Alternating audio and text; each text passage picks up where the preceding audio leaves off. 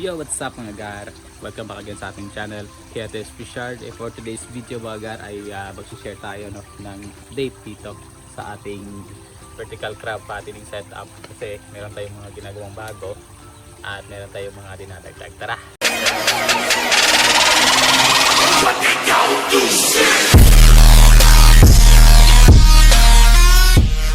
Yo, dito mga gardo, pero tayong mga bagong container na nililinisan ngayon. Kung sa 40 peraso ito. So, ginagawa natin ngayon ay nililinis natin to. Tapos, bubuuhin lang kasi ito. Isang malaking ganito lang buo. Kasi ito ay i-ready natin doon sa mga malalaki. 400 grams pataas. Kasi pagka 400 grams, medyo masikip na sila sa ganyang klaseng setup. Medyo okay pa naman pero medyo masikip na talaga. So ang gagawin natin, gagawa tayo ng ganito kalalaki na dalawang hilera ng ganon. Kaya na sana ang isa, pero ang mangyayari kasi kung isa lang yung gagawin natin dito, kasi sa pangalawa it's medyo mahirap din silipin, no? Medyo mahirap talaga silipin.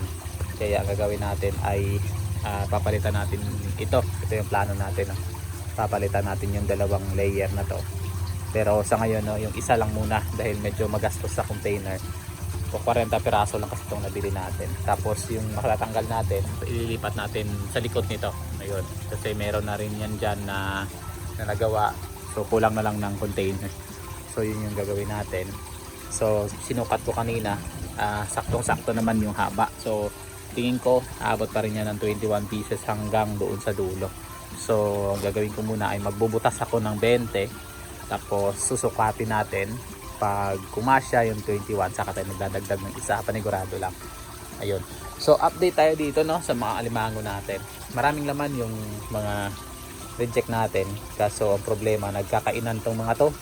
So araw-araw merong namamatay na kinakain nila dahil merong mga walang tali. Hindi na kasi natin maano talaga bigyan pansin, no, na talian yung mga walang tali. So hinahayaan na lang, hayaan lang dyan. So sa ngayon, no, nagkakaubusan yung mga reject natin kasi mostly na nandito sa concrete pond natin ay mga mapapayat. So dahil medyo dumadami na yung nakakakilala, no, sa ating mga alimango, so marami nang pumupunta na mga buyer.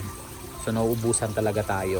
So meron na lang tayong dito mga available na mga M1. Yun yung mga undersized na mga lalaki. Yun na lang ang medyo natitira natin na pwedeng ibenta. Pero ewan ko kung aabot pa ng 1 kilo. Tapos ito mga reject natin, mga payat ito, mga payat. So sa susunod, no, unahin muna natin to. Itong paggawa ng hilera at saka itong bagong lagayan dito sa likod. Bago natin bigyan pansin ito na maganda, kasi malagyan talaga to ng mga partition para hindi magkakainan yung mga alimango natin. So maganda kasi ganun talaga, kasi pag ganitong setup, medyo nagkakainan sila, medyo mahirap. Ayun. So gagawa natin to ng paraan, pero unahin na natin to yung dito kasi ilang araw lang yung pahinga natin dahil nag-leave tayo, no. So ilang araw lang yung pahinga natin. So try nating asikasuhin dahil marami pa tayong ibang inaasikaso maliban dito. Ayun. So, yun na yung bagong update natin.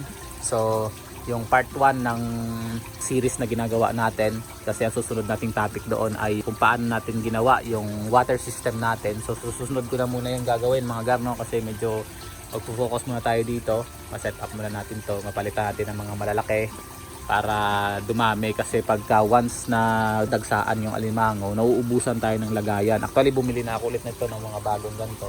Yun yung binili ko na bago, dalawa.